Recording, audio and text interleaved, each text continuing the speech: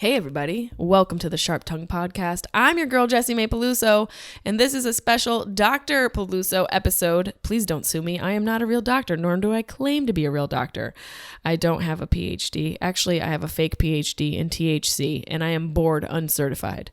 So enjoy this episode. But before, please make sure to subscribe to my YouTube page. Tell your friends how fun I am, how entertaining, how influential I am. YouTube.com/Jessimae Peluso. Check it out. And also, if you want to fix your fucking crooked ass teeth, I am still giving away $100 off your liners for BYTE, BYTE. Go to the show notes. The details will be there as well as my link to give you $100 off your aligners and $25 off your first impression kit.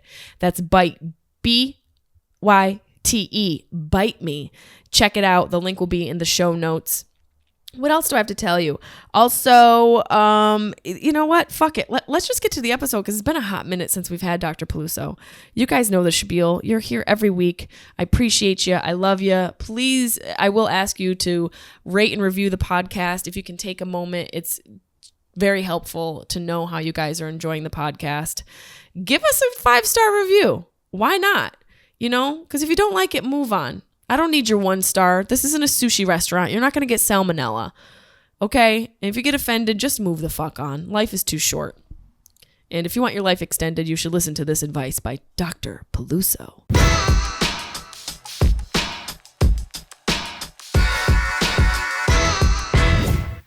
Oh, she's here, you guys. What's going on? Let me fix my hair. I didn't get a good gander at how I look, but I look cute. I don't know if you guys can see, but I look fucking adorable. There's an outlet right here. Just so you know, we've got power. Hey, everybody. This is a Dr. Peluso episode. It's been a hot minute. How have you been? I'm sure you've missed the doctor. She's got her stethoscope and her and her tots. Also, not sponsored, but this hard kombucha, which is like, what's the point? You know, I might as well just have a Corona, but no, I'm like, I gotta keep my gut health healthy. What? We're trying way too hard by making our alcohol healthy, but I'm here for it. Whatever. I'm here for it. You're here for it. I've already had a little bit. It also feels like not drinking because it's healthy. Gingerly. That's how I want men to touch me. I have had a great day. I'm dressed like a sexy pirate because I just had to put myself on self-tape for a John Hamm project, which is a code word for our sexual endeavors. The John Hamm project is my butthole. I am excited to get to your questions. We have a whole bunch of questions from, I believe, a couple weeks ago. I've got them here on my trusty handheld device. We also have some phone calls to get to, some voicemails. I'm sure there's going to be characters. There's always a character and somebody screaming in the background. If you would like to call into the podcast, give us a call. 913. Oh, wait, that's a lie. 513-916-0930. The number's flashing on the screen. That's 513. Fuck. 916-0930. What the? I got to get out of the way. I'm trying to, you guys, sometimes your healthy endeavors really just fail to do anything. I'm trying to light this fucking paper so I don't inhale butane from my lighter, which I've learned is the healthier way to smoke marijuana. Meanwhile, I'm in a wind tunnel in my new house. There's like a wind tunnel. Just in front of this flame, there's a fucking wind tunnel. There we go. Mama's better now. I know. Sorry, Dr. Daniel Almond. Oh, sorry, Doc. Your girl's on the joint and the giant. You're welcome. I'm a giant lover of joints. Let's get to these questions. Spare it no expense, you guys. Dr. Peluso in the house to give you completely uncertified advice. Not a real doctor. Don't have a doctorate. Don't have a PhD. I have a PhD in THC. You're welcome. Buggy Dune says, girlfriend squirt straight up my nose. Nose has been mildly burning since. Doc? See, now I don't know if this is a real question. It feels like it may be a joke, but I can see it being a possibility because of where your face is when you're down there. And I have to be honest, I Googled squirting in the porno category, as one does, just to see what type of things would come up. I wanted to know what was happening in the world of porn. And one thing I learned is that there's a guy, now there's like porno shows, like actual shows that have episodes and they're pornos. It's like, bitches out here working in LA for 6 years can't book a TV series, but apparently if I can squirt, I would have a reoccurring role on a show called Doc Squirt. It's not a show, it's a porno, but it's a series. It's a series. It's one of my new favorite shows on Netflix. Like you flick your squirt, get it? Anyways, this guy really knows what he's doing. I like massage porn, where the girl like gets taken care of and she's relaxed, because it's easier for me to have an orgasm when I'm completely relaxed. And so this Doc Squirt guy has got some skills. And I'm telling you, men, listen to me. If there's a man listening to this podcast, please Google Doc Squirt and thank your girl later, because the technique this man works is magic. It's magic for the puss, and every pussy needs a little bit of magic. So to answer your question, Buggy Dune, it sounds about right. If it's burning, that means your girl is a witch and you should burn her. Vlad the Paler, tickling, a solid flirting tactic or a punchable offense? It's a fine line, Vlad. I don't like to be tickled to the point when I say stop and you don't stop. That's like kind of rapey. If I say stop, please stop, because it's torturous. Tickling can be torturous, but it can also be flirtatious. There's a fine line. You just have to know when to press and release. Tickling you should leave a little to the imagination. You don't want to like jab your girl on the side and make her shart herself. That's not sexy. No one's going to have sex after you shart. Well, I'm sure a bunch of you dirty bastards have done that, but it's a scenario where you need to really read the room. Okay? Don't jab her, be gentle, tease her, and make her kind of work her way to you. If you give her a little bit less, she's going to like purr towards you. You don't want to jab her, because then she's going to be, you want her to like, you don't want her, you feel me? These are very scientific explanations. Ivan Q84. My wife doesn't like me to cum on her face. Well, that's a personal problem. Ivan, does your cum taste bad? Have you asked her? Is she baking at the time? Have you been a shitty husband? Is she busy knitting? Are you in the way of her doing work? Is she on a Zoom call? Like, I need more details. Because don't come on my face when I'm on a meeting, Zoom call. Please wait. Please wait for me to hang up and leave the meeting before you come on my face. And, if that's something you like and she doesn't like it, maybe find something that she likes and you can do it to her to maybe open her up to doing something that she doesn't like, but you do. All relationships are a little bit of a give and take. And obviously you like to give her cum on her face, which is fine. There's a time and a place. And it's now on her face. But an unsolicited cum shot, well, that can be a little inconvenient. Depends on the details. It depends on the scenario, what's going on in the house. So I would say have a conversation with your wife and find something that you both like and do it to each other, and stop fucking bitching and just get it done, or get a divorce. Melissa Jane 81. Had surprise heart surgery last week. I'm 30 now, and now I'm 39, and now I'm starting. I can't even read because I'm like, how old are you when you had heart surgery? Had surprise heart surgery last week. I'm 39, and now I'm staring mortality in the face. No, you're not. Stop being so dramatic. It was only open heart surgery. Well, it sounds like, Melissa, you need to make some life changes. Are you predispositioned to having heart issues? I love how I'm asking a question on a podcast where none of you can respond. But if you have pre-existing heart issues, you might want to look at your lifestyle and make some adjustments. And if this is a fluke, I'm sorry, bitch. You've been dealt a tough card, and it's a matter of you figuring out how you can make the best of it. I know it sounds really fucking shitty and it sucks the scenario you're in, My mouth is not working half the time I'm on the podcast. My mouth doesn't work. It's like, why do you have a podcast, bitch? Your mouth doesn't work. But I think the reality is that you have to find a way to make it work for you. No matter what you're going through, if it's traumatic or just detrimental, the reality is if you don't make it work for you, it will work you out. It will work you to the bone. So either you work it or it works you. And hopefully your heart still works. Oh, she's laughing at herself. Bunny. Hey, guys, excuse me. I am a doctor and I am podcasting. Bunny. Carlin. These dogs, I swear to God. Hey, we're not doing that. I am doing a podcast. I didn't mean to yell in your guys' ears, but this is, it's live and happening now. Sluicy Grant, have you ever come close to sharding? Wow, I read that really wrong. I was thinking about me coming close to someone sharding, and it's like two totally different parties. Shart party and a cum party should not be in the same room, but sometimes they are, and that's just, the way life is, and you have to adapt and work on your feet. I have come close to sharding for sure. I'm a human being and I like tacos. Who hasn't come close to sharding? If you haven't come close to sharding, you're not living. If you're not sharding, you're not living. And if it ain't a little messy, it ain't living. That's how I look at life. As I spill stuff all over my beautiful shirt. I told you guys I did a podcast or an audition. And that's why I'm wearing my sexy pirate shirt on a podcast. I mean, sexy. Is it? We don't know.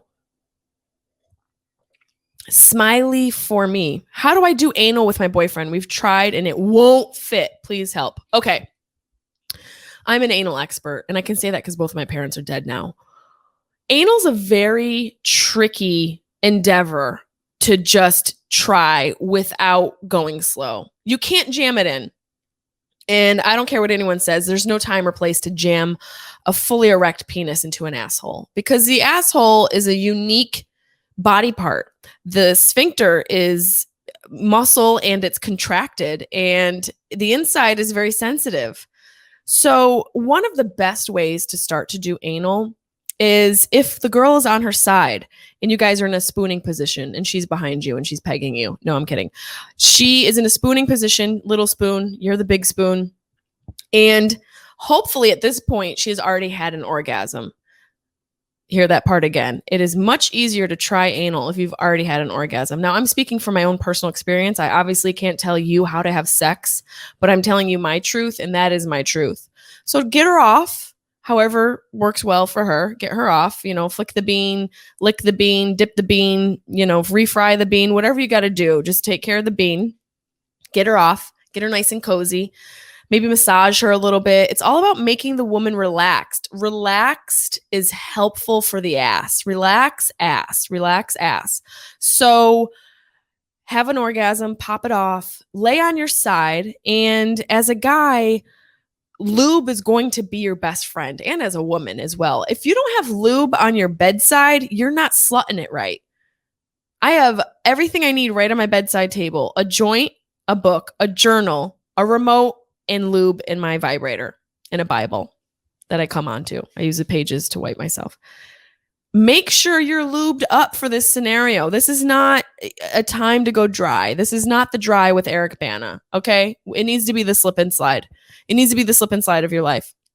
The best tactic and technique that's worked for me on my side, and breathe.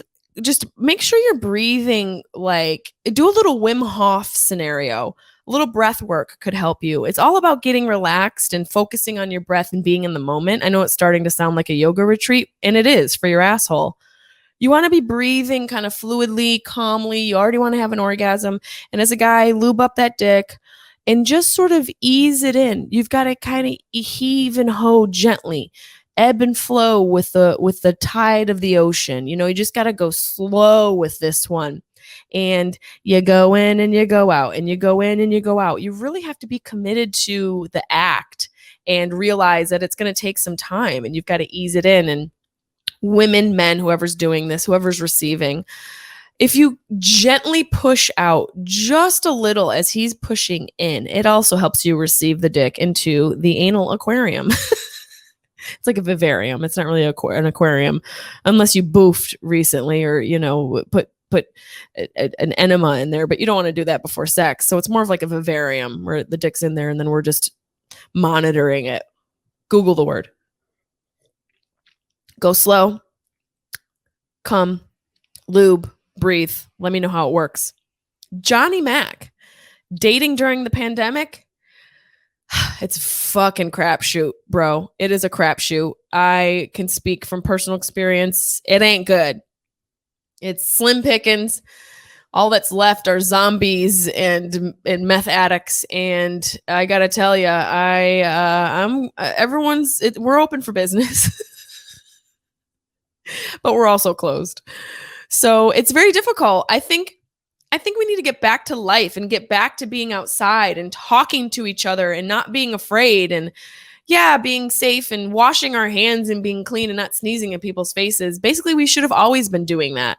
So hopefully on the other side of this pandemic, we're just not like itching ourselves and shaking hands. We're being a little bit more considerate about our own personal amoebas and not making them mess up somebody else's flora and fauna and their own microbiome. We don't want to mess people up. Stop messing people up. So if you want to date in quarantine, wash your fucking hands. Okay, Johnny Mac? Hannah Harisi. Why does weed give some people anxiety? Like even microdosing? You know, this is a debatable topic and there's a lot of scenarios at play. First of all, are you predispositioned, is a word I've used 3 times. Are you predispositioned to have some mental illness in your family? Is there schizophrenia in your family? Is there bipolarity? Are there some existent mental illness issues that you are predispositioned to have? Because that can make you more susceptible to having an adverse reaction when you're smoking the Mary J. Also, aside from having any sort of predisposition and being predisposed to diseases and it making you more likely to have these reactions or outcomes, challenging highs, I like to call them, is the fact that you might be stressed out. Are you stressed out?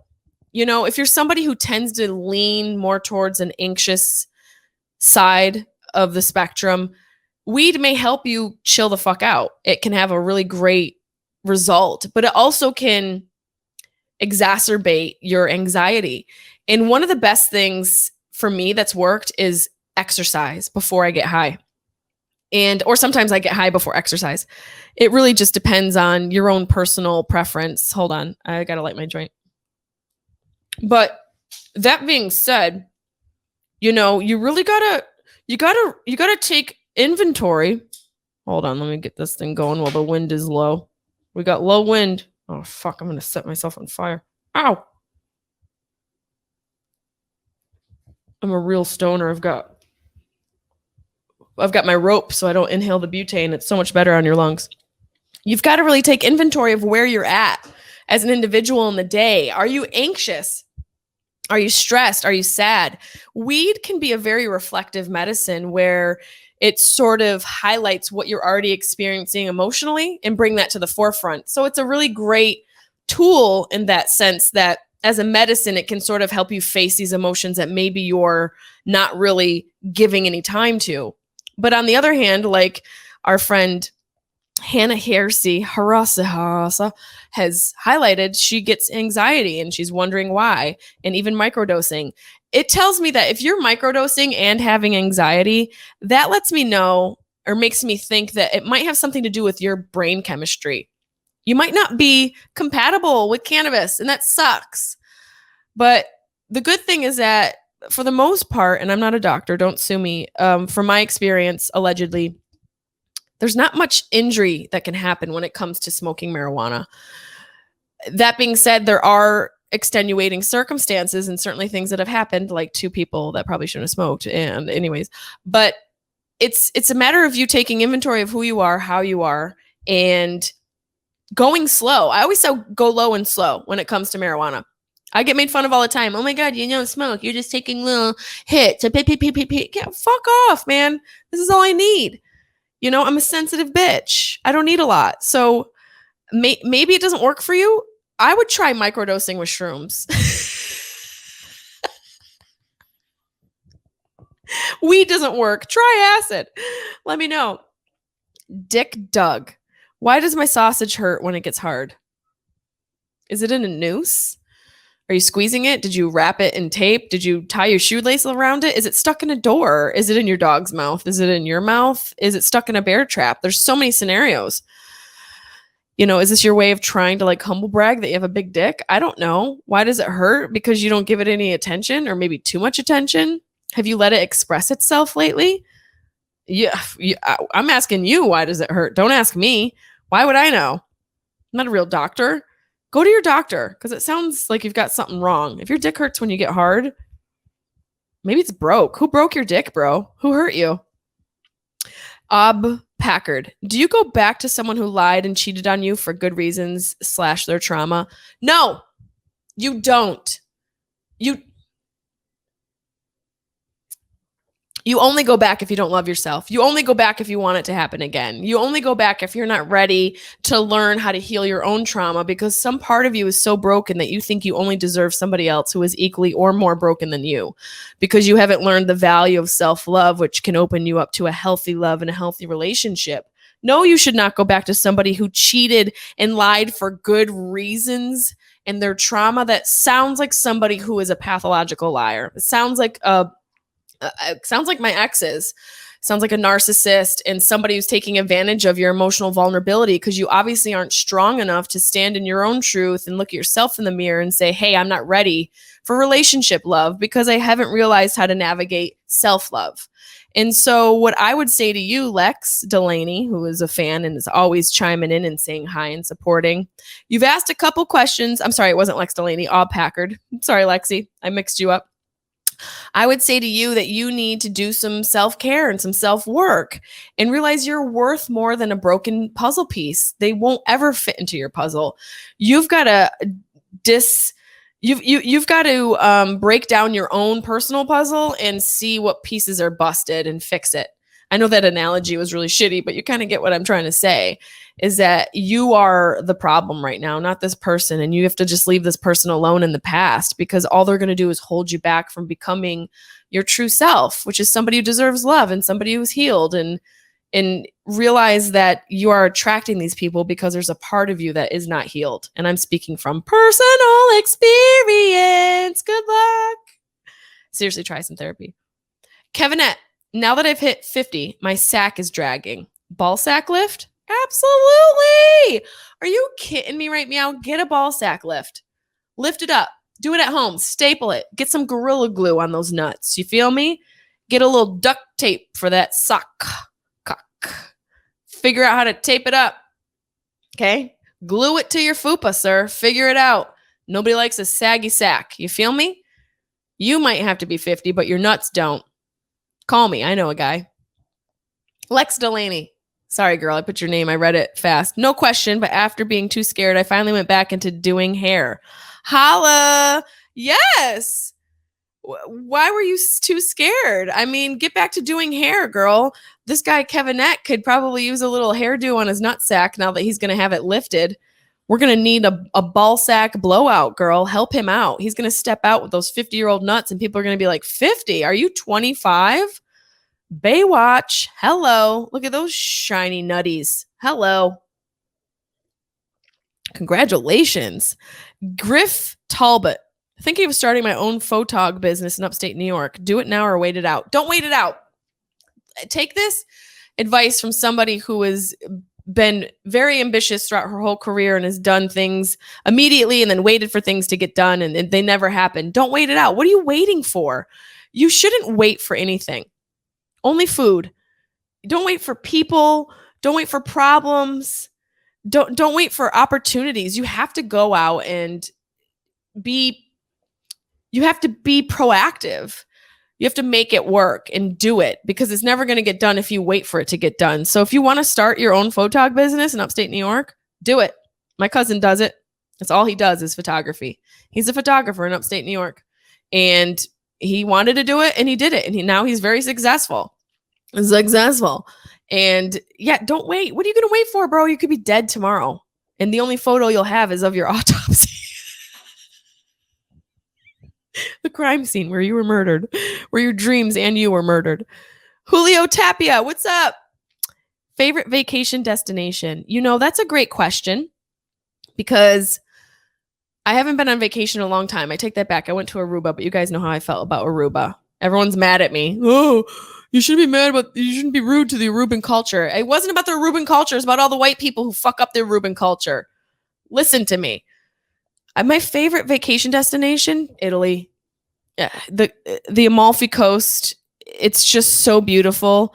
It is really something. It's just the ocean, the color of the ocean, and the food, and the wine, and in the fact that you might get sold into sex slavery. You know, there's just so many things that can happen there. It's truly magical. There's so much history and beautiful men, beautiful women, and the pizza doesn't make me all sneezy and congested, and the wine doesn't give me headaches. There is an effect that happens to you. It's like travel brain when you get over there and you just think everything tastes better. Well, it's just because you're happy to be on vacation, and emotionally you get uplifted. And so the senses are intertwined with your emotions. And because you're so happy, everything's better. But I will, even that Italian sausage, but I think that part's true. I didn't have any Italian sausage when I was in Italy, not in my mouth or in my butt. That sounded bad. We'll move on. Thank you guys for your questions. Hopefully I helped you. From anal to sausage in my butt. What a spectrum of advice. How can you live without it? You guys, don't forget, if you want to submit your Dr. Peluso questions, it's about every Monday on my Instagram story. You go to Instagram.com/Jessimae Peluso, and I post the question on Instagram, and I answer a bunch there, and then the leftovers get put onto the podcast. And we also have phone calls. You guys can call in 513-916-0930. Let's take some phone calls and see what you guys had to say to the podcast.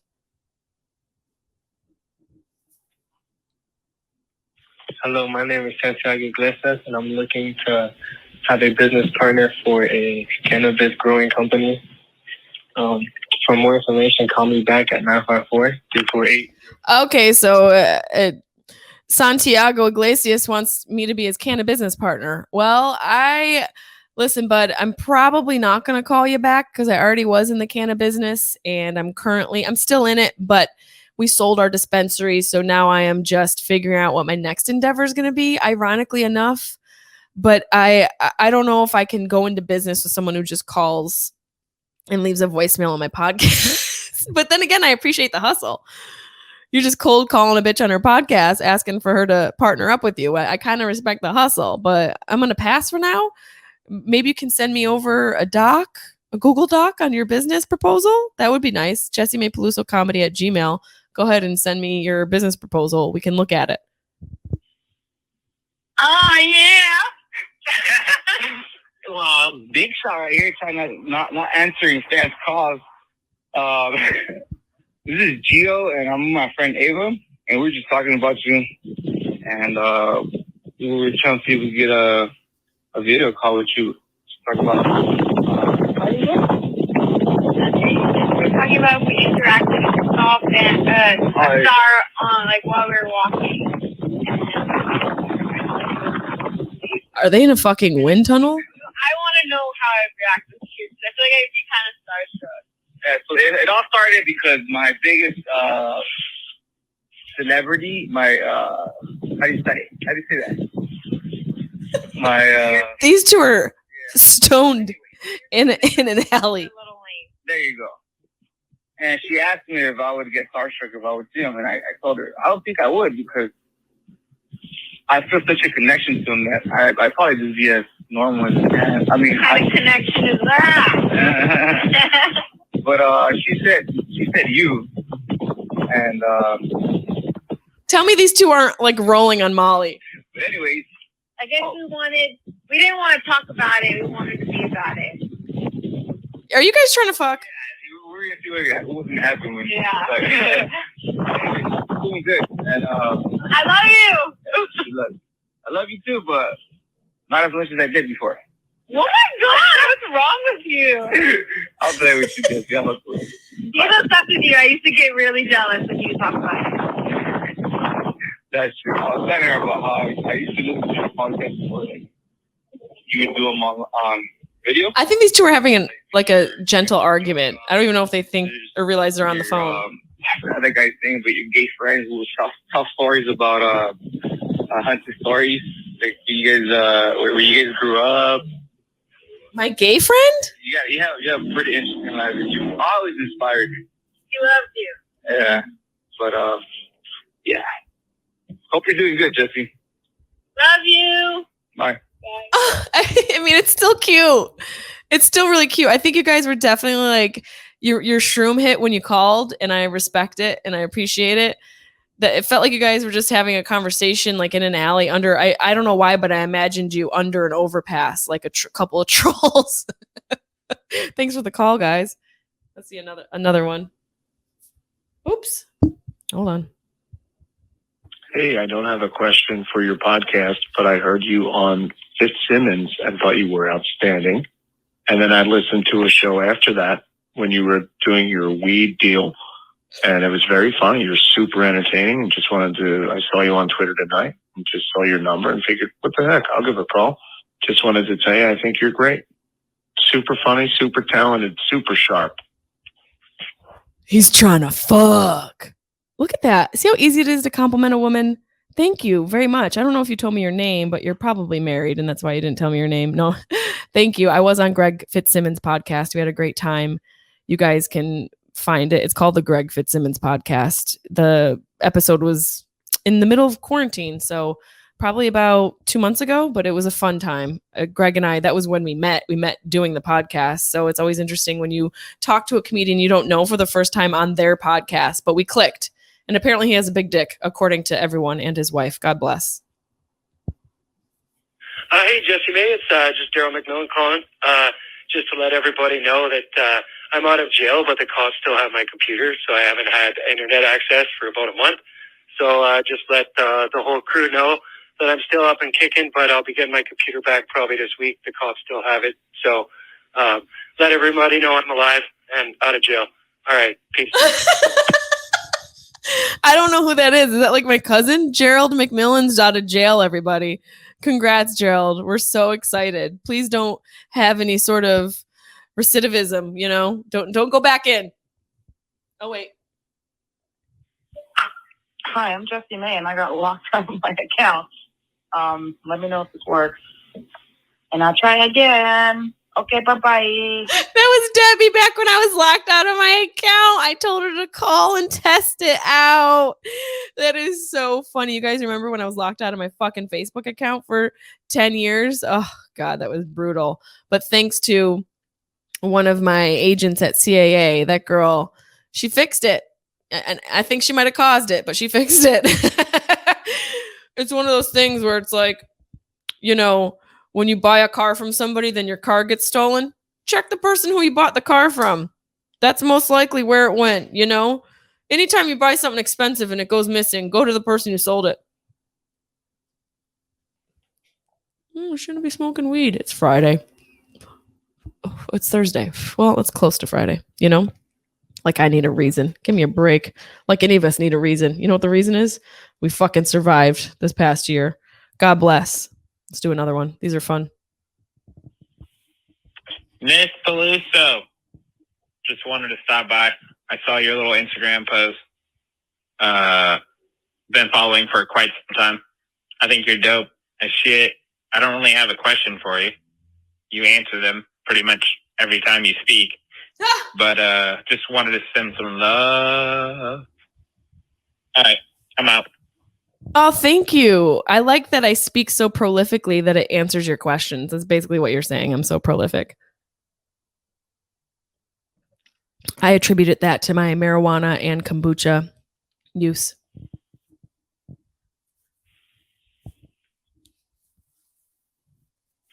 Hey, Jessimae. I just wanted to tell you that I love your show. I love all the things you talk about. You've really helped me. And please don't play this on the podcast. But I was the guy that did the Jessimae. I thought you would laugh at that. Anyway, you are absolutely wonderful, and I love everything you do. Okay? Keep doing it. Thank you so much. All right.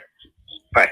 Hey, sorry. I mean, I look, the one thing about these messages you guys have to know is that they go into my account and we play them. There's not much screening going on, which I probably shouldn't say because now I'm just going to get a whole bunch of crazy phone calls. But Jessimae, rue la la, ooh la la is, I like they said rue la la. That's, they used to do that to me in high school. A couple people will go, Jessimae, ooh la la. So did we go to high school together? I'm sorry, I played it on the podcast. But you didn't say anything bad. Why didn't you want me to play it? You're married. Hey, Jessimae, it's your vagina. Just calling to check in. Be nice to hear from you. You haven't really taken care of me in a while. I'm just down here in the weeds, you know? Look, I get it. COVID's going on, okay? But it's COVID-19, not COVID-42, all right? So let's back it up a little bit and realize that, you know, you need to come around down here more often than Haley's Comet, all right? And it'd be really nice to have like a visitor or two. I don't even care if it's male or female at this point. Just somebody that comes down here and says, hey, I see you. I certainly smell you, but I see you. And I'm here for you. And then like my favorite thing to do is I like it when someone just kind of barges in and out of me. You know, a lot of people don't like it when you keep opening the front door. You know, you let the cold air out. You know, you track snow in or leaves or mud or where, you know, depending on what region you're in. You know, but I myself, I like it when you come in and out the front door. Just come in and then come out and come in and come out. Just keep coming. You know what I mean? Anyway, you wouldn't know much about that because you keep me all to myself. Anyway, is that Quiznos you're eating, by the way, up there? Fuck, man. That smells good. Anyway, you're a good person, and I'm a good organ. So let's just meet somewhere in the middle, all right? On your belly button. Let's come on your belly button. And, all right, well, Jessimae's vagina out. Let's meet in the middle. Get it? Like me. That was one of my dear friends, Skylar Stone, voicing my vagina. And he's happily married, and I love his wife, Nicole. So God bless America. All right, you're asking about time. It's Daryl calling. Daryl McMillan. So I figured, what time would you like to pick? We can have open up time, party time to admit coronavirus is a psyop, or now. It's just eternally now. Which one do you choose? Do you choose party time? Do you choose now? Do you choose fear time? Do you choose not answer your phone time? Did his edible kick in? What kind of time? Is it go time? What time do you choose? All right. Peace. Goddamn Gerald out of jail. We got to put him back in jail. What was that? Tripping me out, bro. Time, everybody time. Okay, one more call. Let's do one more.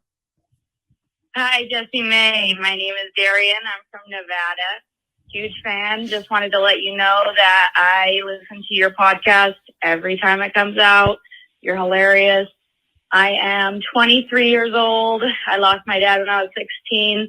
I resonated with all of your episodes about your dad, and hearing about your mom actually made me cry. So anyways, Grief Survival Guide Part 7 just ended, and keep going. I love you.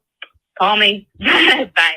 Oh, as cheesy as it sounds, honestly, you know, you guys know listening to this podcast, and as long as I've had it, 5-6 years now, I've been very open about my life, and I'm a goofball. I'm a comedian. I love to make you guys laugh. I love to bring joy. It's my calling, and that might sound cheesy, and I don't give a fuck. It's just the truth. I don't. What else do you want me to say? It's my vocation, whatever. But the thing that keeps me going when I'm doubting myself are messages like that. And when I share, when I'm vulnerable, when I post videos of, when my mom was sick and when my dad was sick, and you guys reached out, you guys, like, as a collective whole, hugged me in my hour of need. And I feel very fortunate and filled with gratitude that my experiences help you guys through yours.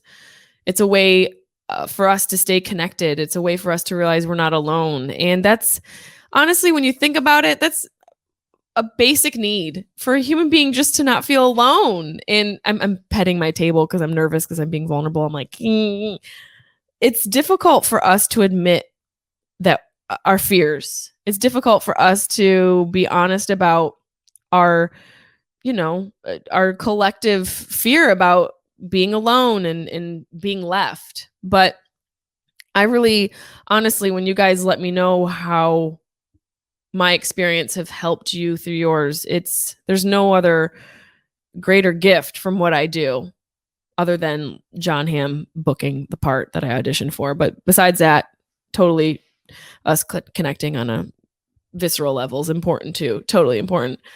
But yeah, I hope you guys know that the reason I do this shit, first of all, is because I was ignored as a child. Second of all, because I love it.